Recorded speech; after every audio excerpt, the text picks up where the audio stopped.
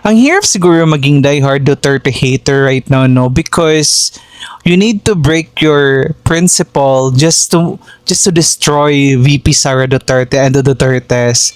Kasi for so long, pinagdalaban nyo at sinisigaw nyo yung 11 days of spending ng confidential fund. Tapos, yun si Madriaga, sabi niya 24 hours lang. Ngayon, you need to choose kung yung laway-laway lang ni Madriaga ang pili-piliin nyo or yung 11 days nga ng na may COA documents. You know, pick na lang kayo.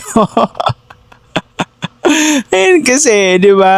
Ang hirap pamili ngayon kasi if you're going to pick the COA, magbabangga naman sa narrative nyo na to destroy VP Sara. So, syempre, di naman kayo rational mag-isip.